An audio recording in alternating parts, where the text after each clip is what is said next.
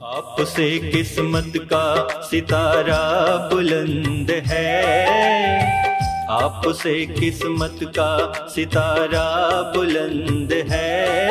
ये दिल तो बाबा आपका एहसानमंद है, ये दिल तो बाबा आपका एहसानमंद है। आपसे किस्मत का सितारा बुलंद है, आपसे किस्मत का सितारा बुलंद है। ये दिल तो बाबा आपका एहसानमंद है। ఓం శాంతి 17/12/2020 साकारवाणी। मीठे बच्चे, सद्गुरु आया है तुम्हारी ऊंची तकदीर बनाने, तो तुम्हारी चलन बहुत बहुत रॉयल होनी चाहिए। మధురమైన పిల్లలు, సద్గురు వచ్చారు మీ అదృష్టాన్ని ఉన్నతంగా చేయడానికి.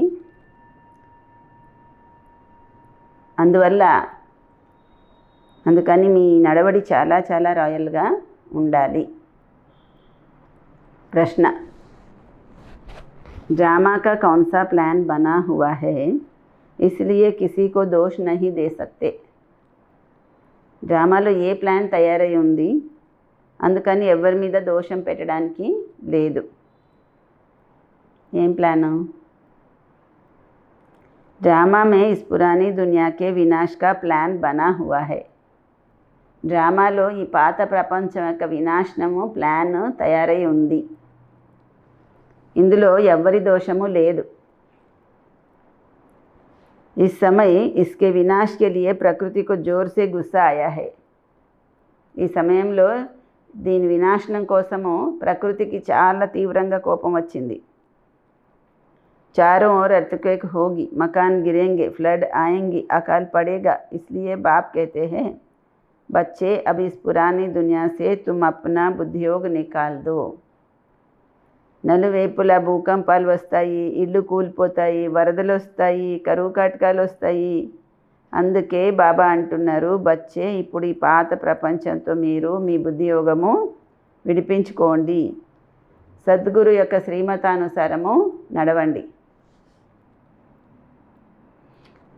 जीते जी देह का भान छोड़ अपने को आत्मा समझ बाप को याद करने का पुरुषार्थ करते रहो। జీవించి ఉండగానే దేహభ్రాంతిని విడిచి స్వయాన్ని ఆత్మగా భావించి తండ్రిని స్మృతి చేసే పురుషార్థము చేస్తూ ఉండండి. పాట, हमें उन राहों पर चलना है जहाँ गिरना और संभलना है। మనము ఎటువంటి మార్గంలో నడుస్తున్నామంటే ఇక్కడ పడిపోయేది ఉంది, సంభాళించుకొని నడవాలి. ఓం శాంతి. ఏ మార్గంలో నడవాలి? గురువు యొక్క మార్గంలో నడవాలి. ఈయన ఎటువంటి గురువు? లేచిన కూర్చున్న మనుషుల నోటి నుంచి వాహగురు వాహగురు అని వస్తూ ఉంటుంది కదా. గురువులు అయితే అనేక మంది ఉన్నారు, కానీ వాహగురు అని ఎవరిని అంటారు? ఎవరిని ఆ విధంగా మహిమ చేస్తారు? సద్గురు అయితే ఒక తండ్రియే. భక్తి మార్గంలో చాలామంది గురువులు ఉన్నారు. కొందరు ఒక గురువుని మహిమ చేస్తే కొందరు ఇంకొక గురువుని మహిమ చేస్తారు. పిల్లల బుద్ధిలోనైతే సత్యమైన సద్గురువు ఒక్కరే ఉన్నారు. ఆయన్నే వాహవాహ అని అంగీకరిస్తాము. సత్యమైన సద్గురు అయితే తప్పకుండా అసత్యమైన వాళ్ళు కూడా ఉంటారు. సంగమయుగంలో సత్యమైన సద్గురు ఉంటారు. భక్తి మార్గంలో కూడా సత్యం యొక్క మహిమ చేయబడుతుంది. ఉన్నతోన్నతమైన తండ్రి సత్యమైన వాడు, ఆయనే ముక్తిదాత, గైడ్ కూడా అవుతారు. ఇవాళ రేపు గురువులైతే గంగా స్నానాలకి, తీర్థయాత్రలకి తీసుకెళ్ళడానికి గైడ్ అవుతున్నారు. ఈ గురువు అటువంటి వాడు కాదు. ఆయన్ని అందరూ జ్ఞాపకం చేస్తారు, ఓ పతిత పావన రా అని.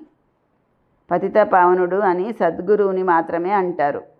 ఆయనే పావనంగా తయారు చేయగలరు. ఆ గురువులు పావనంగా చేయలేరు. వాళ్ళు ఎప్పుడూ కూడా నన్నే స్మృతి చేయండి మీరు పావనమవుతారు అని చెప్పరు. గీత కూడా చదువుతారు, కానీ అర్థము ఏమాత్రము తెలియదు. ఒకవేళ అర్థం తెలిస్తే సద్గురువు అయితే ఒక్కరే, మరి అలాంటప్పుడు తన్ని తాను గురువు అని చెప్పుకోరు కదా, గీత చదివి అర్థమైనట్లయితే. డ్రామానుసారము భక్తి మార్గం యొక్క డిపార్ట్మెంటు వేరే ఉంది. బాబా వచ్చి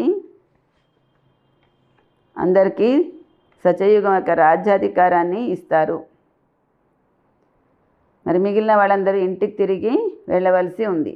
అందుకే సర్వ ఆత్మలకి సద్గతి దాత ఒక్కడే అని చెప్తారు. మీకు అర్థమవుతుంది, కల్పకల్పము సంగమయుగంలోనే దేవీ దేవతా ధర్మం యొక్క స్థాపన అవుతుంది. మీరు పురుషోత్తములుగా అవుతారు. ఇంక వేరే ఏ పని చెయ్యరు మీరు.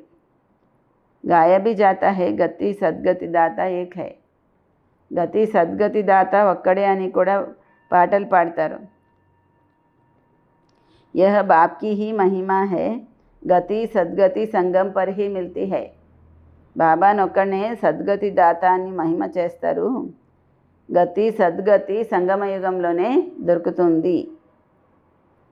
सतयुग में तो एक धर्म है, यह भी समझ की बात है ना, परंतु यह బుద్ధి దేవే కౌన్. సత్యయుగంలో ఒకే ధర్మము, ఇది కూడా అర్థం చేసుకోవాల్సిన విషయం కదా, కానీ అటువంటి బుద్ధి ఎవరివ్వాలి? తుమ్ సమజ్తే హో బాప్ హీ ఆకర్ యుక్తి బతాతే హై. నీకు అర్థమవుతుంది, బాబాయే వచ్చి ఉపాయము చెప్తారు అని. శ్రీమతము ఎవరికి ఇవ్వాలి? ఆత్మలకి కదా. ఆయన తండ్రి కూడా, సద్గురువు కూడా, టీచర్ కూడా. జ్ఞానము నేర్పిస్తారు కదా.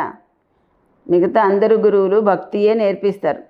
బాబా జ్ఞానంతో మీకు సద్గతి వస్తుంది. మళ్ళీ ఈ పాత ప్రపంచం నుండి మీరు వెళ్ళిపోతారు. మిగతా అందరు గురువులు భక్తియే నేర్పిస్తారు. బాబా జ్ఞానంతో మీకు సద్గతి వస్తుంది. మళ్ళీ ఈ పాత ప్రపంచం నుండి వెళ్ళిపోతారు. మీది బేహద్దు సన్యాసం కూడాను. బాబా వివరించారు, ఇప్పుడు 84 జన్మల చక్రం మీది పూర్తయింది. ఇప్పుడు ఈ ప్రపంచము ఖతం అయిపోనున్నది. ఎవరికైనా అనారోగ్యం వచ్చి సీరియస్ అయిపోతే ఏమంటారు? ఇంకైనా వెళ్ళిపోయేదే అని అంటారు. ఇంకెందుకు ఆయన జ్ఞాపకం చేయడం, ఇంకేంటి జ్ఞాపకం చేస్తాం అంటారు. శరీరం అయితే ఖతం అయిపోతుంది, బాకీ ఆత్మ అయితే వెళ్ళి ఇంకొక శరీరం తీసుకుంటుంది. ఇంక అందరికీ ఇక్కడ వాళ్ళకి ఆశ వదిలిపోతుంది. బెంగాల్లో ఇంకా ఆశ లేదు, చనిపోతారన్నప్పుడు గంగా తీరానికి తీసుకువెళ్ళి ముంచేస్తారు ప్రాణాలతో పోవాలి అని. విగ్రహాలకి కూడా పూజ చేస్తారు. మళ్ళీ వెళ్ళి మునిగిపో అని ముంచేస్తారు. ఇప్పుడు మీకు అర్థమవుతుంది, ఇదంతా పాత ప్రపంచము మునిగిపోయేదే ఉంది అని. ఫ్లడ్స్ వస్తాయి, నిప్పు అంటుకుంటుంది, మనుషులు తిండి లేకుండా చచ్చిపోతారు. ఇవన్నీ పరిస్థితులు వచ్చేదే ఉంది. భూకంపంలో ఇళ్ళు మొదలైనవన్నీ కూలిపోతాయి. ఈ సమయంలో ప్రకృతికి క్రోధం వస్తుంది, అందరినీ ఖతం చేసేస్తుంది. ఈ పరిస్థితులన్నీ మొత్తం ప్రపంచం కోసము రానున్నాయి. అనేక రకాలుగా మృత్యు వస్తుంది. బాంబ్స్ ఇవన్నిట్లో విషం నిండి ఉంది. కొద్దిగా వాసన వస్తే చాలు చచ్చిపోతారు. పిల్లలకి తెలుసు ఏమేం జరగనున్నది అని. అవన్నీ ఎవరు చేయిస్తున్నారు? బాబా అయితే చేయించట్లేదు. బాబా చేయించట్లేదు. డ్రామాలో నిర్ణయం అయింది, ఎవరిపైన దోషం పెట్టడానికి లేదు. ప్రకృతి ఆపదలు కూడా వస్తాయి, వినాశనము అవ్వవలసే ఉంది. ఈ పాత ప్రపంచంతో బుద్ధియోగము తొలగించుకోవాలి. దీన్ని బేహద్దు సన్యాసం అని అంటారు. మీరంటారు, ఓహో సద్గురు అని మనకి సరైన మార్గం చూపించాడు అని. పిల్లలకు కూడా వివరిస్తారు. ఏమని వివరిస్తారు? ఆయనకి నింద వచ్చేలాంటి కర్మలేవి నడవకండి. మీరు ఇక్కడ జీవించి ఉండగానే మరణిస్తారు. దేహాన్ని విడిచిపెట్టి స్వయాన్ని ఆత్మగా భావిస్తారు. దేహానికి అతీతమైన ఆత్మ అయి బాబాని స్మృతి చెయ్యాలి. వాహ సద్గురు వాహ అని చాలా మంచిగా చెప్తారు. పారలౌకిక సద్గురువునే వాహ అని అనాలి. లౌకిక గురువులు అయితే చాలామంది ఉన్నారు. సద్గురువు అయితే ఒకే ఒక్కడు, ఆయన మహిమే ఉంది. మళ్ళీ భక్తి మార్గంలో కూడా పేరు ఆయనది నడుస్తూ ఉంటుంది. మొత్తం సృష్టికి తండ్రి ఒక్కరే కదా. కొత్త సృష్టి యొక్క స్థాపన ఎలా అవుతుంది ఇది ఎవరికీ తెలియదు. శాస్త్రాలలో చూపిస్తారు ప్రళయం అయిపోయింది, మళ్ళీ రావి ఆకుపైన కృష్ణుడు జన్మించాడు అని. ఇప్పుడు మీకు అర్థమవుతుంది రావి ఆకుపైన ఎలా జన్మ తీసుకుంటాడు అని.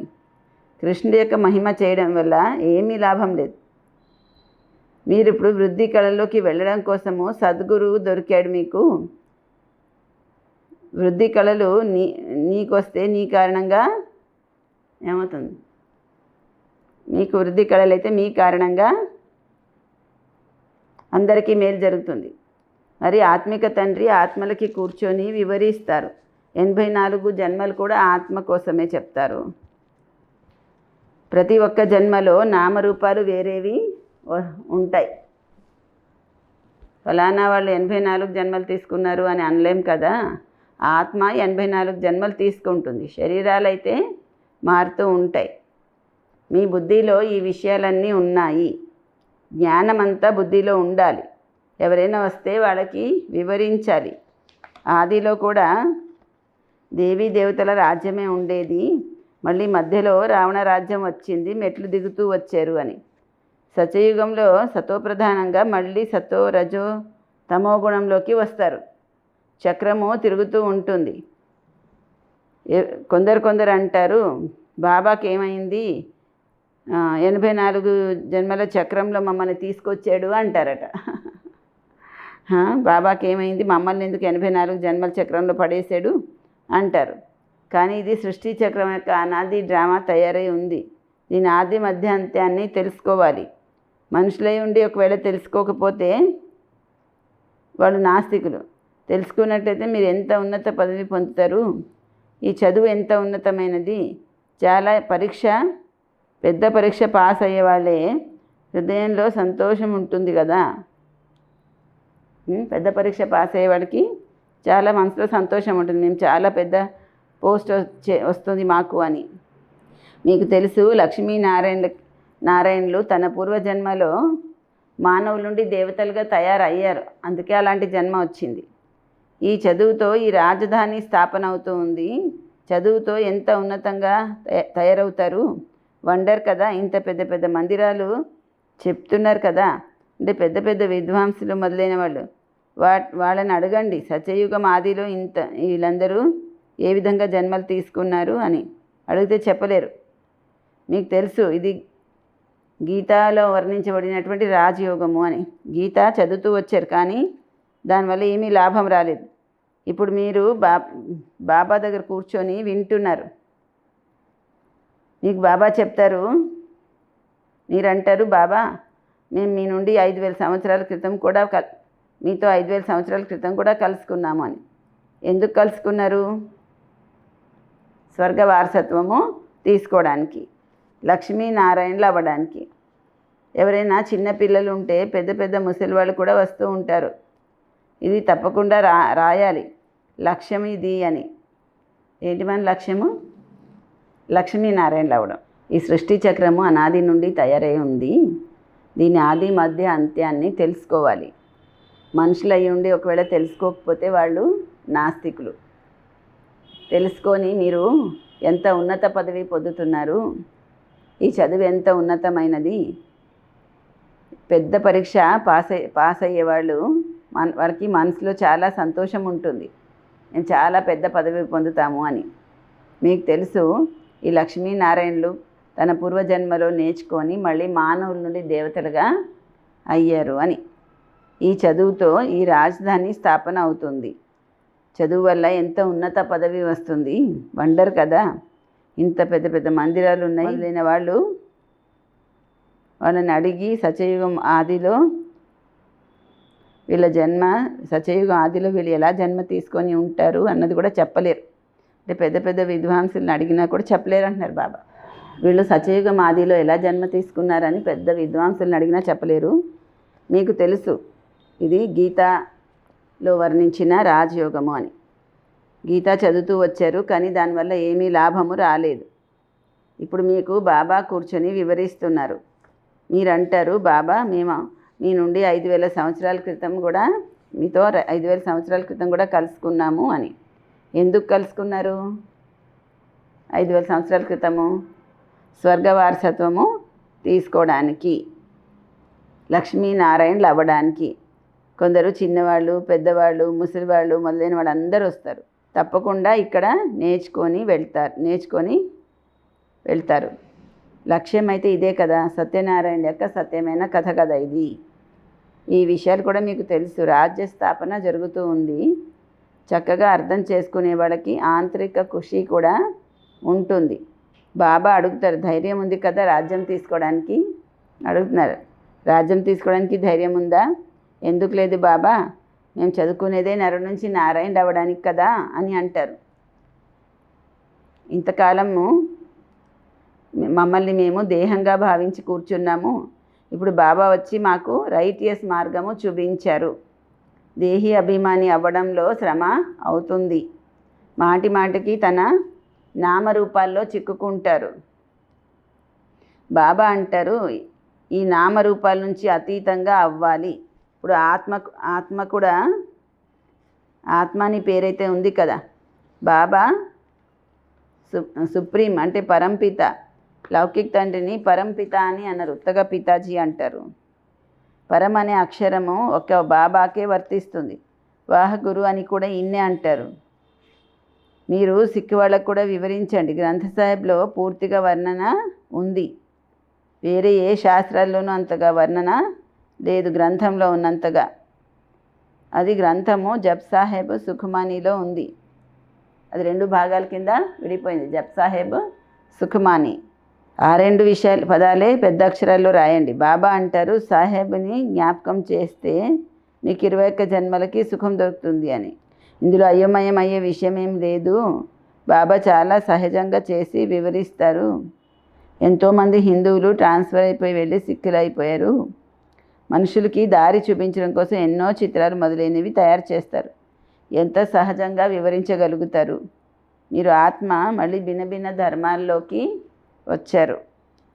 ఇది వెరైటీ ధర్మాల యొక్క వృక్షము. వేరెవరికి కూడా క్రైస్ట్ ఎలా వస్తాడు, ఏమవుతుంది, ఇలాంటి విషయాలేమీ తెలియవు. బాబా సన్యాసం చేయించారు. కొత్త ఆత్మ వస్తుందనుకోండి, కొత్త ఆత్మకి కర్మభోగం ఏమీ ఉండదు. క్రైస్ట్ ఆత్మ అయితే ఎంతో కొంత వికర్మలు చేసిందంటారా? క్రైస్ట్ ఆత్మ ఏం వికర్మలు చేసిందని ఆయనకి శిక్షలు పడినాయి. ఆయన సతోప్రధాన ఆత్మ, అందువల్ల ఆయన వచ్చి ప్రవేశించారు. ఆయనకేమీ సిలువలు అవి వేయలేదు. విన్నారా? క్రైస్ట్ సతోప్రధాన ఆత్మ అప్పుడే వచ్చారు. ఆయన ఏం వికర్మలు చేశాడని ఆయనకు శిక్షలు పడడానికి సిలువ కూడా వేయలేదు అంటున్నారు. మనుషులు అయ్యింది ఒకవేళ తెలుసుకోకపోతే నాస్తికుడని చెప్పాలి. తెలుసుకోవడం ద్వారా మీకు ఎంత ఉన్నత పదవి వస్తుంది, ఈ చదువు ఎంత ఉన్నతమైనది. పెద్ద పరీక్ష పాస్ అయ్యే వాళ్ళకి మనసులో ఖుషి ఉంటుంది కదా, మేము చాలా పెద్ద పదవి పొందుతామని. మీకు తెలుసు, ఈ లక్ష్మీనారాయణుడు తన పూర్వజన్మలో అటువంటి కర్మలు నేర్చుకొని మానవుల నుండి దేవతలుగా అయ్యారు. ఈ చదువు వల్ల ఈ రాజధాని స్థాపన అవుతుంది. చదువు వల్ల ఎంత ఉన్నత పదవి వస్తుంది, వండర్ కదా.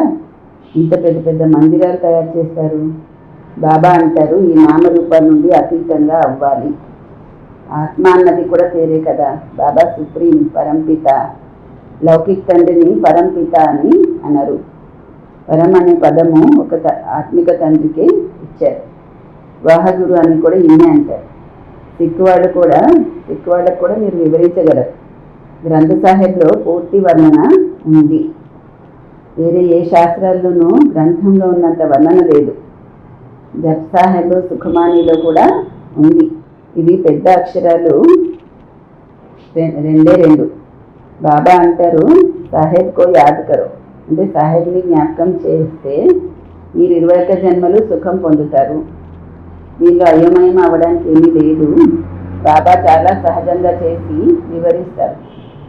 ఎంతోమంది హిందువులు కూడా మతం మార్చుకొని సిక్కులు అయిపోయారు.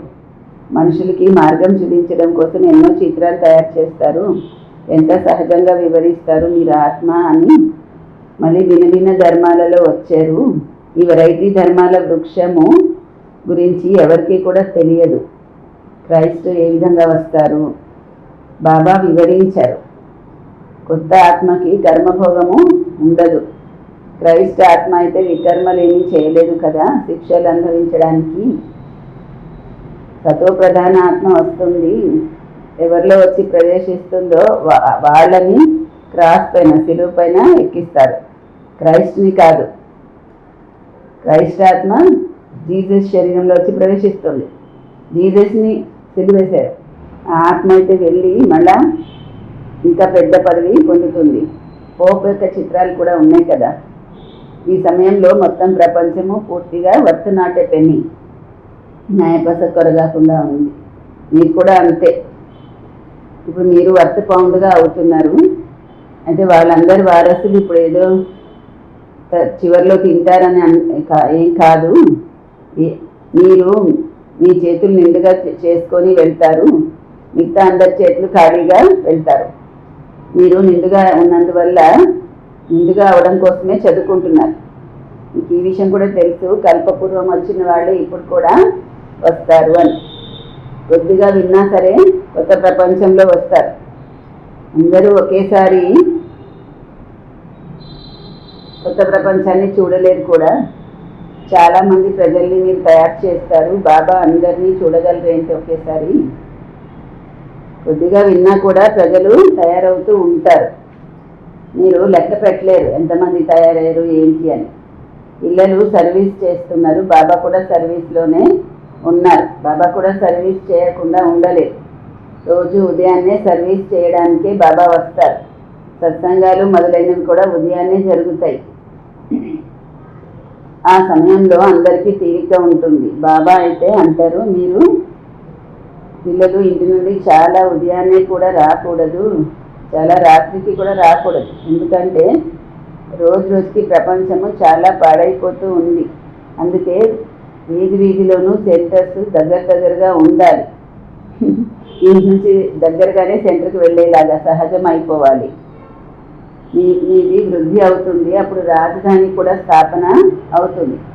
బాబా వివరించడం అయితే చాలా సహజంగా వివరిస్తారు. ఈ రాజయోగం ద్వారా స్థాపన చేస్తున్నారు. ఈ మొత్తం ప్రపంచం అంతా ఏమీ ఉండదు. ప్రజలు చాలామంది తయారవుతారు, మాల కూడా తయారవుతుంది. ముఖ్యంగా చాలామందికి సర్వీస్ చేసి తన సమానంగా చేసిన వాళ్ళు మాలలో పూసలు అవుతారు. అందరూ మాల తిప్పుతారు, కానీ అర్థమైతే వాళ్ళకి తెలియదు. గురువులు కూడా మాల తిప్పడం కోసం ఇస్తూ ఉంటారు, బుద్ధి అందులోనే తగులుకొని ఉండాలని. కామ మహాశత్రువు కదా, రోజు రోజుకి చాలా కఠినం అయిపోతూ ఉంటుంది. తమో ప్రధానం అయిపోతారు. ఈ ప్రపంచము చాలా మురికిగా ఉంది. బాబాని చాలామంది అంటారు, బాబా చాలా విసిగిపోయాము, తొందరగా సత్యయుగంలోకి తీసుకువెళ్ళండి అని. బాబా అంటారు, ఓర్పు వహించండి, స్థాపన అవ్వవలసి ఉంది. ఇది కూడా మీరు బాబాకి గౌరవం ఇవ్వడం. ఈ గౌరవమే మిమ్మల్ని తీసుకువెళ్తుంది. పిల్లలకి ఈ విషయం కూడా బాబా చెప్పారు, మీరంతా ఆత్మలు పరంధామం నుండి వచ్చారు, మళ్ళీ అక్కడికి వెళ్ళాలి, తర్వాత పాత్రాభినయం చేయడానికి వస్తారు. మరి పరంధామాన్ని కూడా జ్ఞాపకం చెయ్యాలి కదా. బాబా కూడా అంటారు, నన్ను ఒక్కడనే స్మృతి చేస్తే వికర్మలు వినాశనం అవుతాయి. ఇదే సందేశము అందరికీ ఇస్తూ ఉండాలి. వేరే ఎవరు సందేశం మొదలైనవి ఇచ్చేవాళ్ళు లేరు.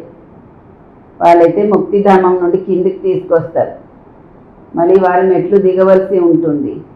పూర్తి తమో ప్రధానం అయిపోయినప్పుడు మళ్ళీ బాబా వచ్చి అందరినీ సతోప్రధానంగా చేస్తారు. ఈ కారణంగా అందరూ ఇంటికి తిరిగి వెళ్ళవలసి ఉంటుంది. ఎందుకంటే మీకు కొత్త ప్రపంచము కావాలి కదా. ఇది కూడా డ్రామా తయారై ఉంది. పిల్లలకి చాలా నష ఉండాలి.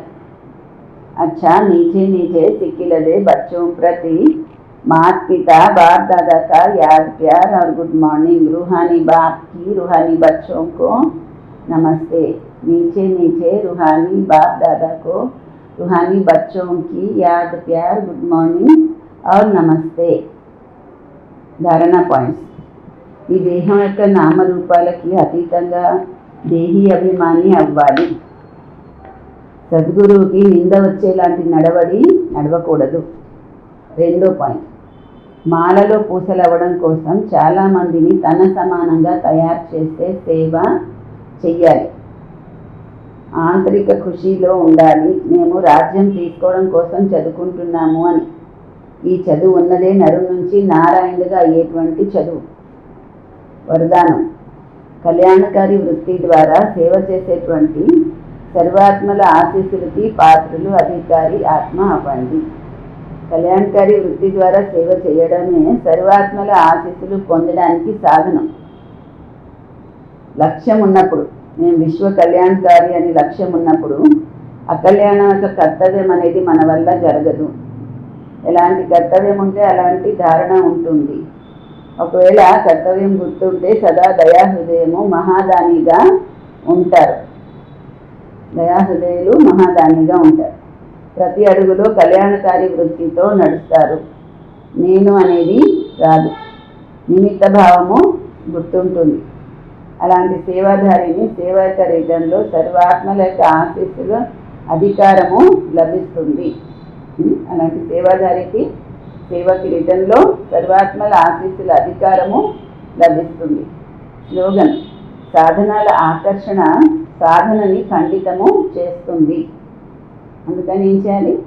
సాధనాల యొక్క ఆకర్షణలోకి వెళ్ళకూడదు. ఓం శాంతి.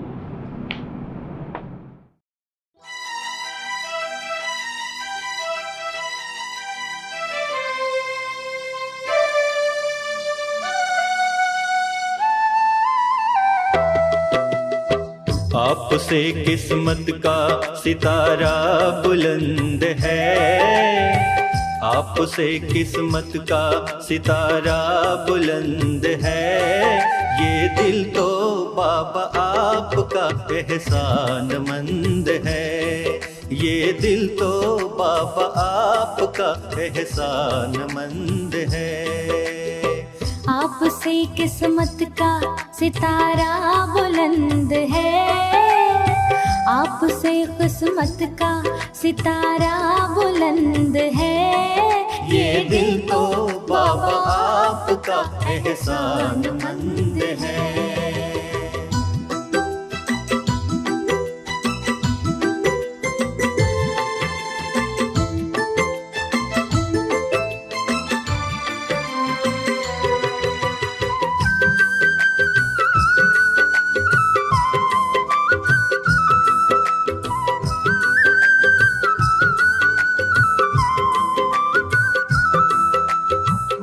कांटों से फूल बाबा बनाया है आपने, दिव्य गुणों से बाबा सजाया है आपने।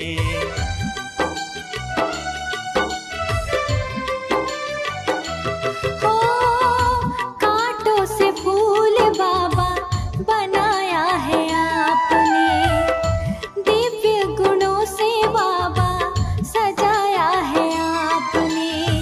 आपकी शिक्षाएं हमको पसंद है, आपकी शिक्षाएं हमको पसंद है। ये दिल तो बाबा आपका एहसानमंद है, ये दिल तो बाबा आपका एहसानमंद है।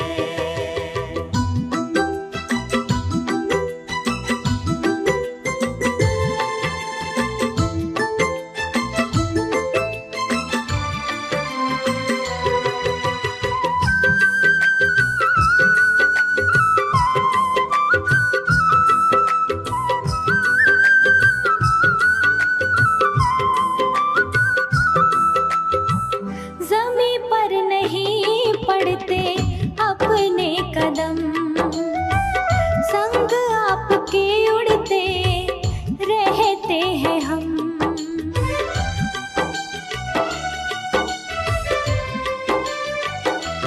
ओ जमी पर नहीं पड़ते अपने कदम, संग आपके उड़ते रहते हैं हम।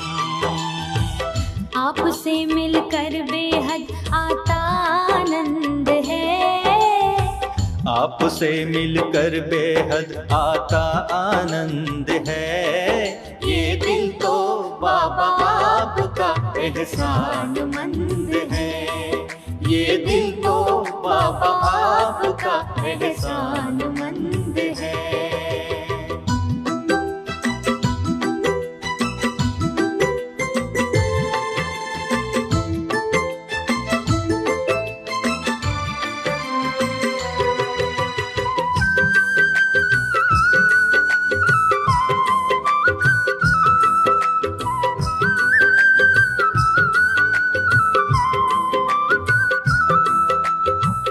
जहाँ जाए हम आप साथ रहते, मन मना भव की मंत्र सिखाते।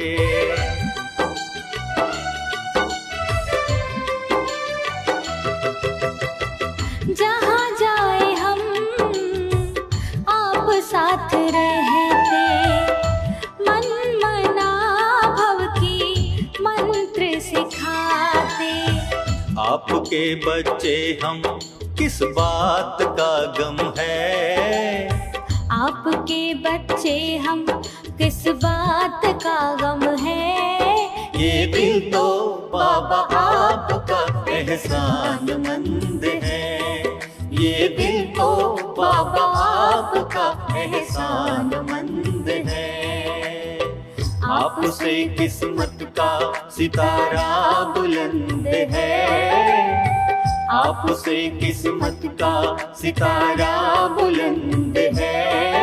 ये दिल तो बाबा आपका एहसानमंद है।